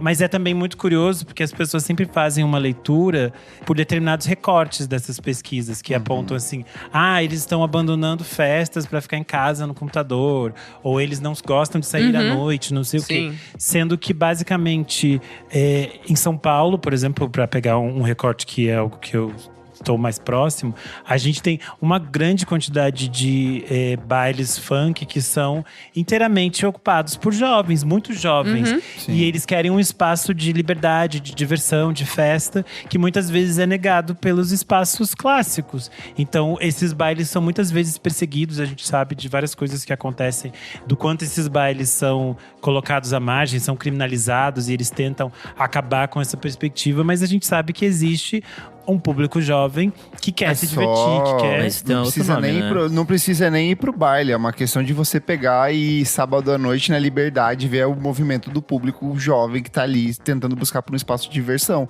Ou no entorno da Roosevelt, ou qualquer lugar do centro, longe dessa elite conservadora que você tá falando, né? Sim, isso tá muito relacionado a uma perspectiva que é aquilo que a gente volta lá do início do programa, que é quais corpos e quais pessoas têm direitos a ter essas liberdades sexuais, a ter o seu prazer, a ter a sua alegria.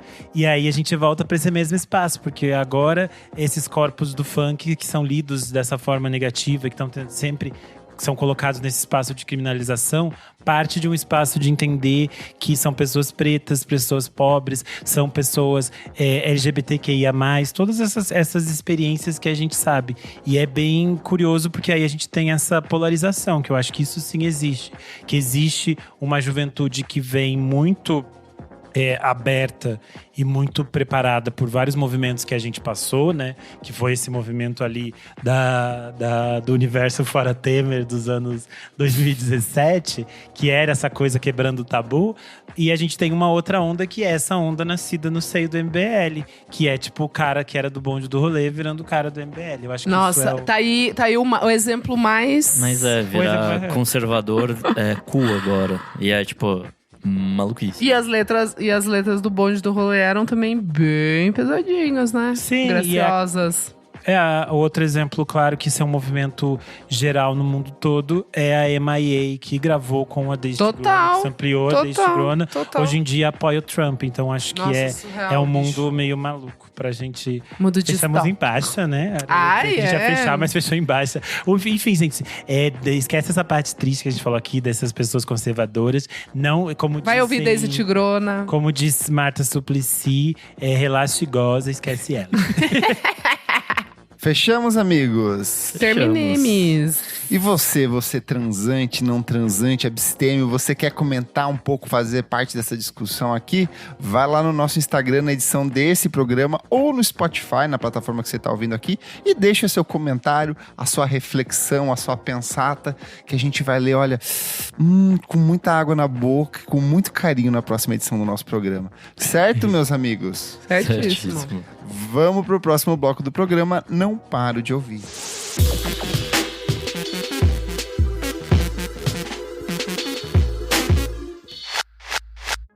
With Amex Platinum, you can really be in the now. Access to Resi Priority Notify. Yes! 4 p.m. checkout with fine hotels and resorts booked through Amex Travel. We needed this. And dedicated card member entrances at select events. Let's go! Means you can focus on the present moment.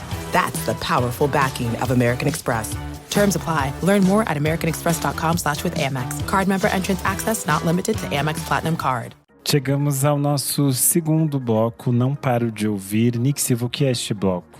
Nesse bloco a gente dá dicas de coisas recentes que a gente não para de ouvir. Eu acredito que essa semana nós temos um single da semana, né? Que só se fala nisso. Eu só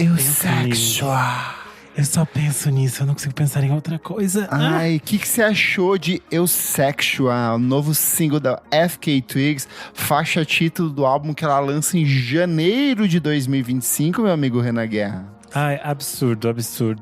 Sempre eu acho que a FK Twigs é esse tipo de artista que ela tá sempre nos provocando a coisas. E eu acho que isso é muito interessante, é muito bom como ela continua fazendo isso da melhor maneira possil, assim. E a faixa vem acompanhada de um clipe, né? O clipe Nossa, tem já clipe maravilhoso. Tem a inserção de outra faixa. Agora esqueci o nome da outra faixa.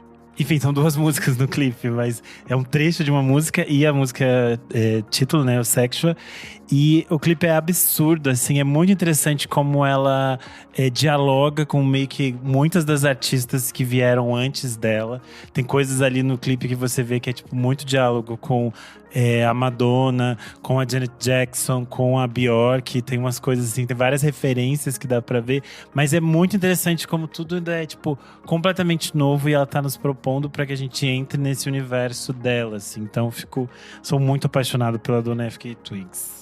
Eu acho muito legal como ela sempre tensiona umas coisas de, tipo, sei lá, identidade, enfim, acho muito foda.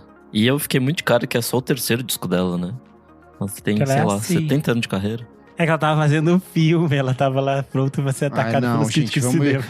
É que assim, o filme da FK Twigs pra mim consolida que grandes cantoras têm péssimos filmes. Tipo Beyoncé, Madonna, todas elas ali são detestáveis no cinema. Mas ela também já tem muitos talentos nela, gente. Ela de dançarina é absurdo, né? Então ela é dançarina, diretora criativa, compositora, cantora. Ser atriz também não precisava, acho que tá de boa. A peruquinha dela atuando no início do clipe já tá de bom tamanho. É isso. Além disso, quais outras dicas você nos traz? Nick Silva, vamos começar por você. Bom, Máquinas lançou um singlezão essa semana. Singlezão porque tem tipo 8 minutos. A faixa chama Te Estranho, tem participação do Jair Naves e do Felipe Couto. Meio que são tipo 2, 3 músicas dentro de uma só, então ela vai pra campos diferentes ali. Vem acompanhado de um clipe também. E é assim, maravilhoso. Gostei demais.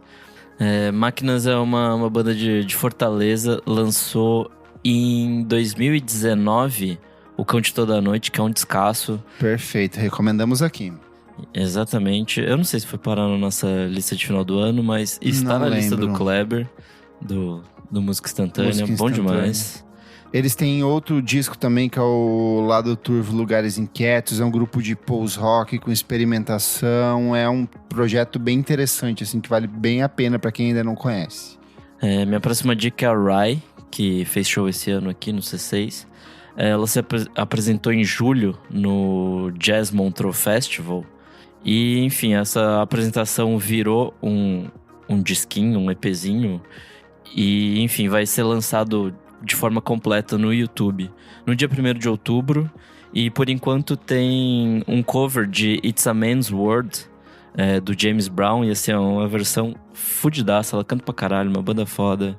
Essa coisa meio jazz, assim, lindíssima.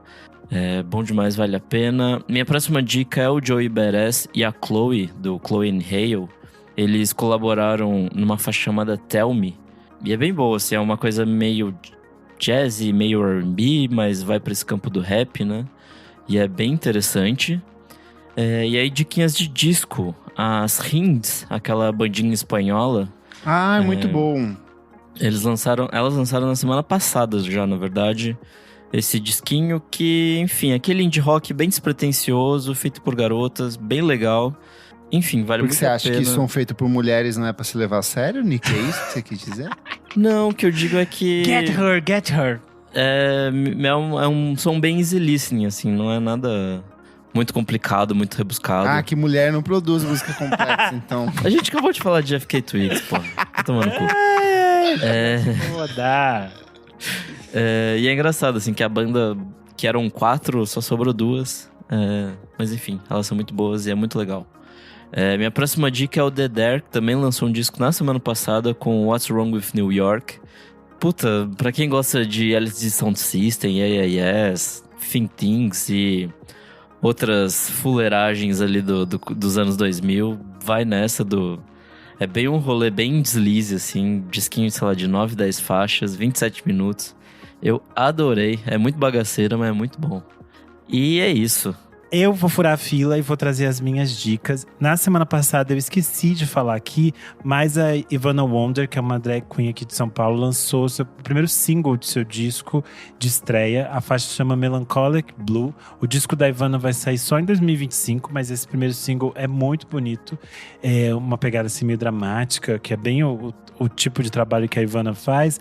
O clipe que ela lançou para acompanhar Melancholic Blue é super lindo, então vale a pena vocês procurarem no YouTube também para assistir. Recentemente a gente tinha falado por aqui do primeiro single do disco de estreia solo da Dora Morelenbaum, e agora ela lançou a segunda música chamada Essa muito Confusão. Nossa, gostei lindíssimo. Bastante. Ela vai lançar o disco Pique em outubro desse ano ainda. Então estou curioso, estou com ansiedade para ouvir este. Quem lançou single também e está preparando um trabalho é o Batata Boy, que é o parceiro do Bruno Belli, geralmente trabalha com ele. Gente, não vi. Se chama Tudo Pra Agora, com participação do Bruno Belli e da Snowfucks. Achei super gostosinha. O Batata Boy tinha lançado mais 2 singles antes, que acho que a gente também não tinha prestado atenção e a gente não tinha falado por aqui. Porque se a gente não segue as pessoas em tudo, não tem como não acompanhar. Não, eu sei, não é um problema. Eu estou falando, a gente não sabia, já estamos falando hoje. Não, eu estou reclamando de mim, que eu deveria saber disso. Estou frustrado comigo, estou seguindo agora. E ele tinha lançado uma música, Pode Ligar, Foi Bom Com Você, com a Ana Frango Elétrico e o Young Vegan, que é tipo excelente também. Eu não tinha escutado essas músicas, eu ouvi hoje e achei tudo muito bom. Estou curioso por esse trabalho solo do Batata Boy. Além disso, singles também, Juliano Guerra lançou um single junto com o Vitor Ramil, chamado Latinoamérica Drama. Juliano Guerra é um artista radicado em Porto Alegre. Ele morou um tempo em Pelotas, que é a cidade natal do Vitor Ramil, e ele começou a produzir essa música por lá, quando ele começou meio que a fazer links entre as nossas similaridades com os nossos hermanos da América Latina. Então é uma música bem bonita dos dois. Além disso, saiu o disco de remixes da Nath Peluso, o Clube Graça. Não sei se pronuncia graça assim, mas enfim, não é pra achar graça, é pra ser um clube. Graça. E é bem legal, bem gostoso. Tem remix da Muramasa, tem vários outros artistas. Do Muramasa. Eu sempre confundo isso. Não sei porque que eu acho que é Muramasa, sei lá. Porque você é desconstruído, amigo. É que eu nem escuto, eu não sei, eu só conheço de nome, assim, não é um artista que eu tenho entendimento. Tem remix de Muramasa, de vários DJs latinos super interessantes, então vale a pena conferir o Clube Graça. Tem 2 discos que eu acho que o meu amigo Kleber vai vir comigo. O primeiro é o novo disco do Colin Stetson, no nosso braço dão, que a gente gosta de falar por aqui, saxofonista. The Love It Took to Leave You. Acho que cada vez mais o trabalho do do Colin Stetson se mostra cada vez mais virtuoso, digamos assim. Ele vai criando universos que são muito únicos. Você meio que reconhece quando ele aparece o som dele, porque é tipo muito esquisito, muito estranho. Muitos de vocês podem conhecer ele pelas trilhas sonoras de filmes. Ele fez a trilha sonora de Hereditário. Mas o Menu também. Isso. O trabalho autoral dele solo é sempre muito interessante. Fazia muitos anos que ele não lançava disco. E nesse sentido… Então, fazia anos que ele não lançava disco solo. Isso, nesse sentido. Que ele lançou disco todos os anos em projetos meio colaborativos. Ele não para de trabalhar. Até o disco que ele lançou, que era em homenagem ao pai dele que faleceu ano passado, que a gente recomendou aqui. Eu achei que era um disco solo e no fim das contas não era. Não, uma colaboração dele. Tinha outras coisas. Mas é interessante nesse sentido, porque ele tem uma marca muito forte. Então, quando você ouve ele, você identifica que é ele. E por último, eu acho que é o meu disco preferido da semana, do mês. Então, para escutar… Frita. Float Points com Cascade. Que retorno. What a comeback. E é incrível porque as últimas vezes que a gente ficou de calcinha molhada pelo Floating Points, era com o disco dele com Pharoah Sanders, né? Que era um disco super meditativo, contemplativo, era um dos melhores discos daquele ano, uma coisa absurda. E agora ele volta assim, tipo, estamos em outra, gente, vamos pra pista, bora dançar, bora fritar. E é tipo assim, sonoramente é uma produção assim completamente absurda, porque ele pega coisas que na mão talvez de outros produtores poderiam soar repetitivas ou… Fred Again? E é muito interessante como ele leva tipo coisas que a gente já conhece do universo da música eletrônica para outros lugares inesperados, assim. É um disco que me surpreendeu muito. Estou muito apaixonado por este disco do Floating Points. Só dar um contexto, o Floating Points é o Sam Shepard, né, um produtor britânico ali, parceiraço do Forte, do JMXX, do Fred Again, dessa galera toda ali. O último disco dele em carreira solo foi o Crush, há 5 anos. Depois ele lançou o Promises ali com o Pharoah Sanders, que foi o último disco antes do falecimento do Pharoah Sanders, em parceria com a Orquestra de Londres ali, que é foda pra caralho. Também faço coro aqui com meu amigo Renan Guerra, que é um baita de um disco. Boa. Vamos lá. E você, o que trazes pra mim? Singles, começar com The Weeknd, com Dancing in the Flames, é a primeira composição do último álbum de estúdio do The Weeknd, que é o Hurry Up Tomorrow. É o álbum que encerra essa trilogia maravilhosa que ele vem produzindo nos últimos anos. Ele já tinha dado uma prévia no show que ele fez aqui em São Paulo. Então, altas expectativas, mais uma música com esse pop R&B dos anos 80. Quem voltou foi o Pélico, que é um cantor e compositor paulistano que eu gosto muito, com a música Nossos Erros, que é uma parceria do Pélico com a Nina Nikolaevski. É mais um bregão romântico desses que só o Pélico sabe fazer. E por último, nos singles, a volta do Meu Nome Não É Portugas, com a música Pantufas. O Meu Nome Não É Portugas é um projeto do Rubens Haddad, que é cantor, compositor, produtor e multi-instrumentista. Ele lançou o último álbum de estúdio dele lá em 2019, que se chama Fraga e Sombra. Tem parcerias com o Alex Satter, com o Gabriel Ventura, com a Ima, com um monte de gente foda. E agora ele vai lançar o novo álbum de estúdio dele pelo Cavaca Records. O álbum se chama Perdi Minhas Pernas em Shangri-La. Deve sair aí pelos próximos meses. E eu achei Pantufas, eu acho que é a música mais acessível que ele já produziu. Inclusive, quem não conhece Meu Nome é Portugas, ouça Pantufas, que eu acho que é uma boa introdução. Seguindo nos discos aqui, pro meu amigo Nick Silva, Julie é um trio de Los Angeles que acabou de lançar o primeiro álbum de estúdio, se chama My Anti-Aircraft Friend. É um disco de shoegaze, grunge, é bem sujão, rockão. É um trio que alterna entre vozes femininas e masculinas. Fez sua estreia aí, e um salve pro nosso ouvinte Gabriel Cordeiro, que gosta bastante desse trio. Seguindo nos discos, Sleep Mummy lançou de surpresa o álbum Até Aqui. Ainda. Sleep nos ajudou, rima brabíssima. Eu acho que ele é menos pop, menos R&B como o último álbum dela, e é mais pesado, é mais carregado, tem umas rimas assim que são sujíssimas. Então quem já conhece Sleep Mummy vai se interessar demais nesse disco. É isso, meus amigos. Faço coro aí com o Colin Stetson. Não, tem mais um. E pra encerrar, Nilofer Yania com não ouvi ainda. Tá na lista, não consegui ouvir.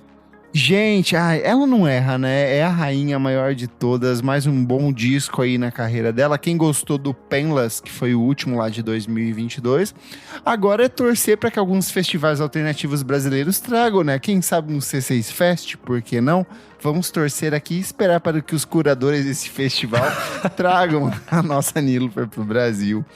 É isso. E pra fechar aqui, a nossa amiga Isadora Almeida, ela foi fazer uma extração de um furúnculo e a Isa, ela deixou gravado aqui as recomendações dela essa semana. Toca aí, Nick Silva. Bom, vamos lá. Minha primeira dica, que eu não paro de ouvir, acho que é álbum da semana aqui, acho que os meninos vão me complementar, deixo pra vocês já falarem, é o Ali Sater, com o primeiro álbum dele de estreia, né? Ele já tinha lançado EPs, enfim, já tinha soltado os singles, mas agora ele chega com o primeiro álbum mesmo dele, que é o Tudo Tão Certo, que saiu pela Balaclava Records. Eu achei uma graça de álbum, muito bonito, assim. Minha faixa favorita é Anjo, que abre o álbum, achei muito, muito bonita.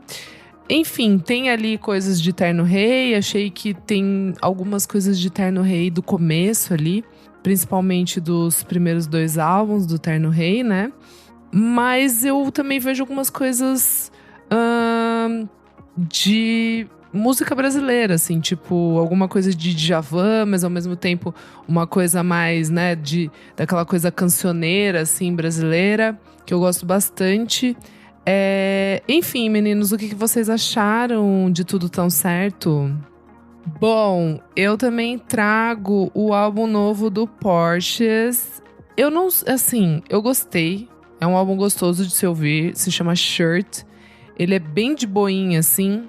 Mas eu não sei, eu fiquei pensando que ele não é um álbum nem um pouco... Tipo, não apresentou absolutamente nada de novo pra mim, assim, sabe? Só parece meio que uma continuação. Não que isso seja ruim, enfim. Eu achei gostoso. Achei um álbumzinho gostosinho de se ouvir. Muito bom, Isadora Almeida, requentando coisas que a gente deu aí na semana passada. Vamos pro próximo bloco, Renan? Vamos pro próximo bloco, você precisa ouvir isso.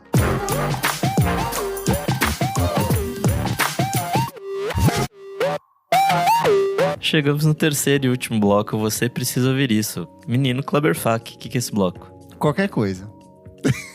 Dicas, livros, filmes, séries, receitas, qualquer coisa. Vou dar a receita de uma batidinha para você perder estômago alto, barriga cheia.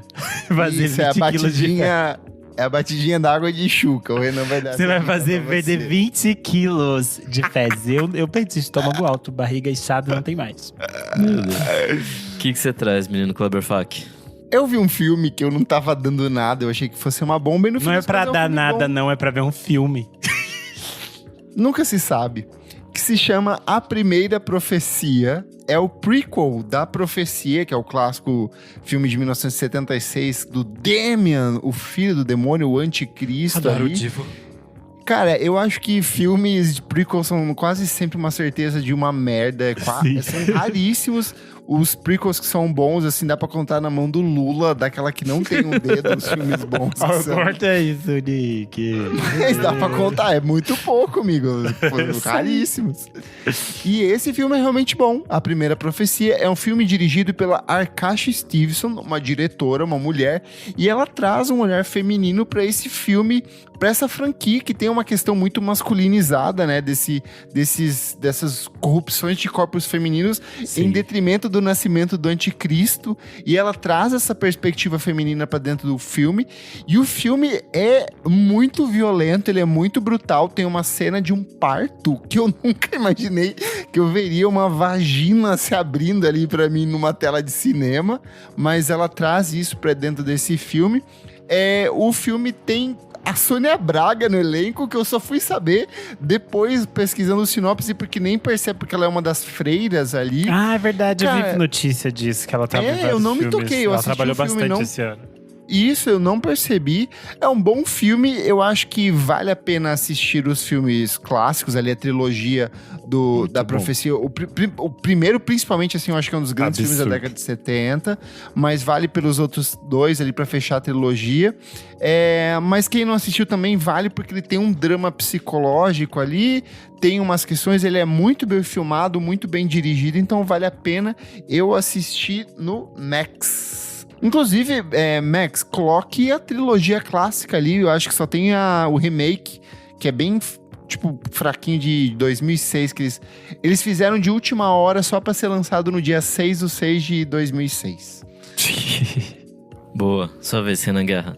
Bom, estamos realmente aterrorizadas desta semana. E eu também trago um filme de terror que tá chegando aos cinemas no dia de hoje, nesta quinta-feira, se você está ouvindo este episódio, no dia do lançamento, que é A Substância. O filme com a Demi Moore, o ganhador do prêmio de melhor roteiro de Cannes desse ano. No filme, a Demi Moore é tipo ela é uma grande estrela que apresenta um programa de TV, tipo de malhar, assim, em casa. Uma coisa meio Jane Fonda, assim, nos anos 80. E ela tá ficando velha, e aí ela vai ser meio que substituída. E ela entra numa crise de meia-idade. Tipo, estou envelhecendo, estou perdendo aquilo que eu era, que era uma jovem, bela e gostosa. E aí cai na mão dela uma campanha de um produto que ela pode usar, que é essa tal substância do título, e ela decide testar. Por essa substância, suas células se expandem, e aí você cria uma segunda versão de você. E essa versão sai pela sua espinha, e aí pela sua costela. E aí você tem que fazer uma organização, um calendáriozinho, porque você pode viver 7 dias como a sua versão melhor, e 7 dias você tem que voltar pro seu corpo normal. E aí, obviamente, isso vai dar merda. O filme tem a Demi Moore, a Margaret Qualley e o Dennis Quaid. E é tipo assim, completamente absurdo. Pra quem gosta de David Cronenberg, de filmes de body horror, dessas coisas muito esquisitas, com muito sangue, muito gore, veja esse filme, porque ele vai assumindo caminhos completamente inesperados. Ele é muito… ele se leva ao extremo, assim, para as coisas mais absurdas possíveis. E ele é muito interessante porque é muito bom ver uma atriz como a Demi Moore completamente entregue ao personagem. Ela topa, tipo, aquela proposta que é tipo assim… Vou ter que ficar aqui pelada e o meu corpo em comparação com o corpo da Margaret Qualley, enquanto as pessoas vão julgar o meu corpo. Não tem problema, estou aqui pela arte. Vou me ensanguentar toda e cair aqui nesse chão? Vou fazer isso. Quer que eu faça tal coisa? Vou fazer. Ela topa tudo que a diretora manda ela fazer. E é incrível, assim. O filme tem uma estética super interessante. Ele tem toda uma coisa estilizada, umas cores. Ele é super colorido, o que é muito bom, porque chega de filme, tanto filme escuro. E o filme está sendo lançado no Brasil pela MUBI. Então, posteriormente, ele deve chegar na MUBI. Mas antes, ele está no cinema, na parceria que eles fizeram com a Imagem Filmes. O filme é dirigido pela diretora francesa Coralie Fargeat, que é a mesma que havia dirigido anteriormente Vingança, aquele filme de 2017. Enfim, é um super filme de terror, super esquisito. Eu recomendo, vale super a pena ver no cinema, porque a trilha sonora também é absurda e é, tipo, muito imersiva, assim. O filme tem, tipo, sei lá, 2 horas e meia. Eu lembro que a gente saiu da sessão e eu falei, não é possível que já tenha passado todo esse tempo, que a gente ficou todo esse tempo lá dentro, porque parece que o filme tem, tipo, 90 minutos, que você se diverte demais, assim. Eu gostei muito. E é, tipo, tão legal, porque teve gente que abandonou a sessão, era, tipo, sessão para convidados, e as pessoas abandonando. É tão legal quando você vê um filme e elas não têm coragem de ir até o final. Enfim, assistam A Substância no cinema, que eu gostei muito. Deixa eu já aproveitar, já que a gente falou de A Primeira Profecia e já tá falando de Demi Moore, eu lembrei de um filme da Demi Moore de terror que eu gosto. Eu nunca mais revi, mas eu lembro que na época eu gostei.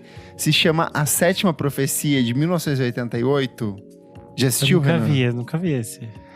Uma mulher grávida do primeiro filho descobre que seu bebê é aguardado por membros de uma seita satânica à espera do apocalipse. Ela recebe a ajuda de seu misterioso inquilino, um anjo enviado por Deus para evitar as profecias demoníacas.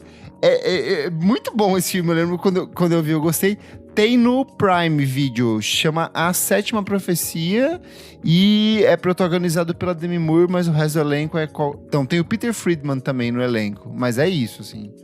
Lembrei aqui agora. Eu gosto dos anos 80.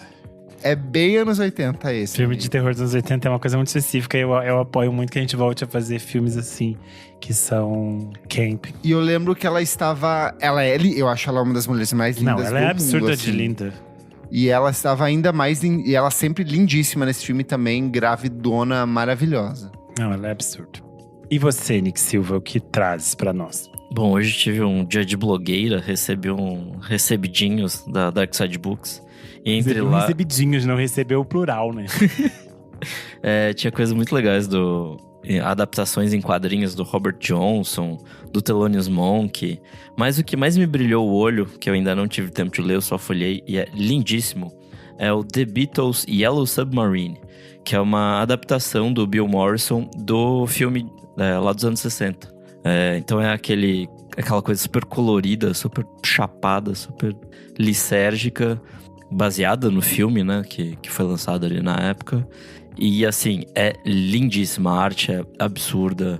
Enfim, tem umas splash pages maravilhosas, assim, eu gostei bastante. E acho que é isso, assim. E você, menina Isadora, qual que é a sua dica de hoje? Gente, a minha dica essa semana é um filme bem bobinho, mas eu achei uma graça. Se chama Delicioso, da Cozinha para o Mundo. Tá no Prime Video. Kleber, acompanhe a sinopse do filme. No alvorecer da Revolução Francesa, Pierre Manceron, um cozinheiro ousado e orgulhoso, é demitido por seu mestre, o Duque de Chamfort. Porém, conhecer uma mulher surpreendente que deseja aprender a arte culinária ao seu lado lhe dá autoconfiança e o leva a se libertar de sua condição de servo para empreender sua própria revolução. Juntos eles inventam um lugar de prazer e partilha aberto a todos, o primeiro restaurante. Sim, meus amigos, a história desse filme é muito fofa, conta sobre a história do primeiro restaurante, que foi ali em 1789 na França, pouco antes da Revolução Francesa. E eu achei uma gracinha. Eu nunca tinha parado para pensar em quando ou como foi pensado e feito o conceito de um restaurante. Então eu achei bem interessante, gente. Acho que vale a pena assistir. E é meio que uma comédia ali, é divertidinho, assim, sabe? Aqueles filminhos gostosos de assistir à tarde. É isso. Muito legal, hein? Ai, passei mal aqui. Vamos lá. Saído. Comentários referentes à última edição do nosso podcast. Como foi o Koala Festival 2024? Esse evento que aconteceu no dia da pior qualidade do ar em São Paulo aqui. Deixa eu ver aqui, ó. Comentário do queridíssimo Pedro Henrique Carvalho, que esteve com a gente lá. Ele falou: foi meu quarto Koala. Amo o festival. Esse ano foi ótimo. Amei muito encontrar vocês. Meu maior problema foi a questão da água, que ficava bem longe, e a estrutura que não colaborou com o calor que estava fazendo. Tinham poucos lugares com sombra para descansar. Mas é isso. Meu show favorito foi Timbalada e Afrocidade. Um absurdo. Boa. Aqui no Instagram, o Tássio comentou: gente, absurdíssimo vocês não gostarem do show do João Bosco. Pra mim foi o melhor show do festival. Nossa, tava esperando pouquíssima coisa e o formato do show dele caiu super bem pro festival. Outro Tássio, ponto é que se você está ouvindo isso, acorde. Você está em coma, você está delirando.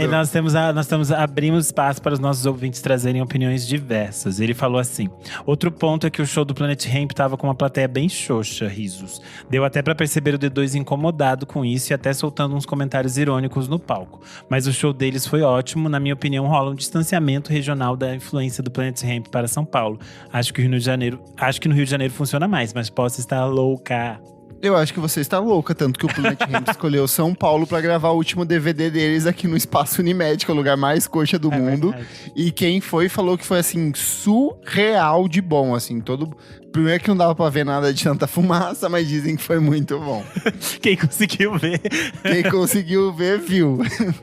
Comentário do Thales Campos, ele falou: estou chapado no ônibus. Minha galera da droga hoje tá pesada aqui.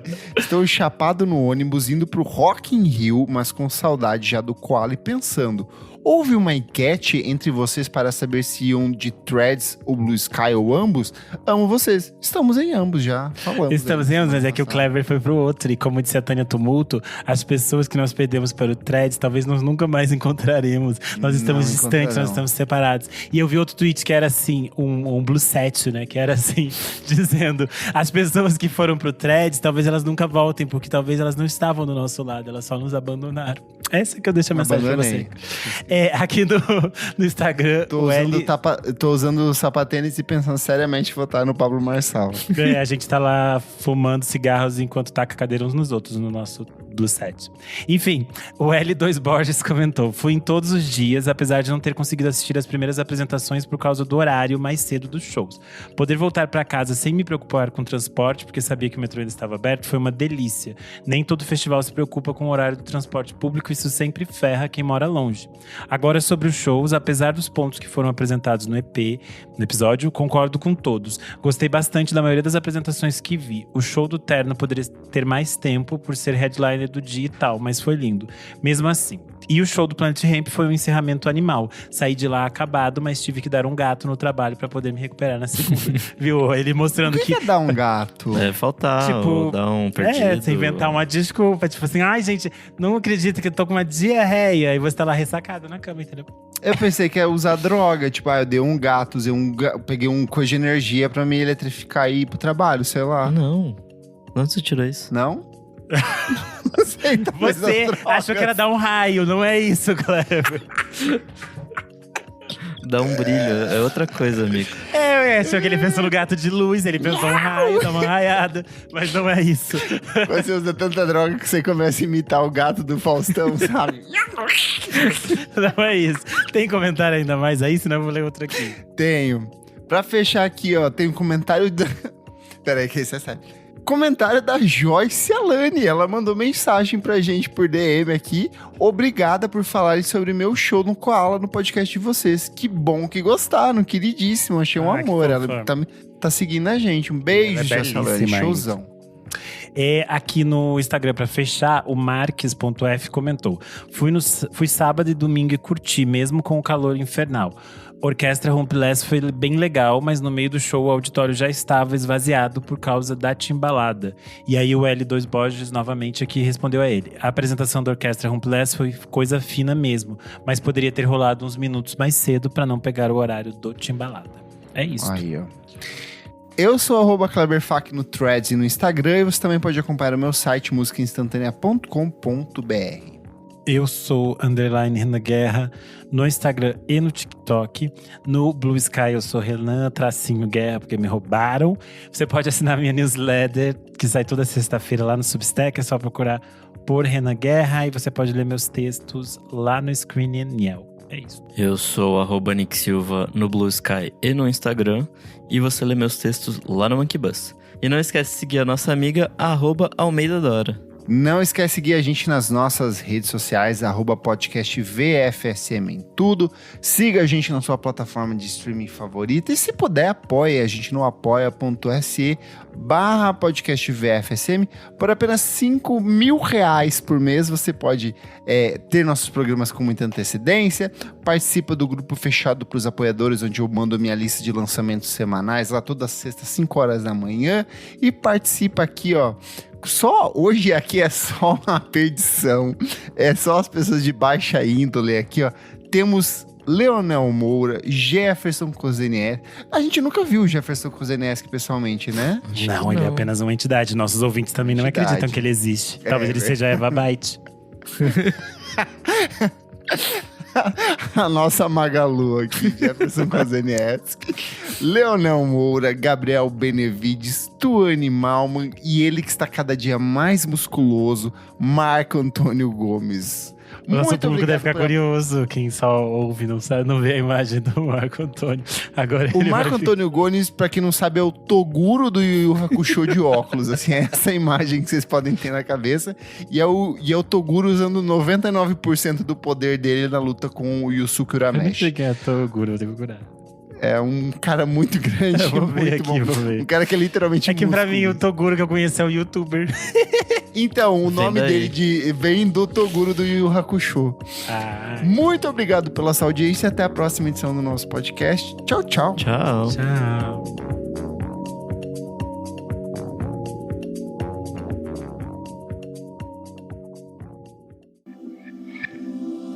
Esse podcast foi editado por Nick Silva.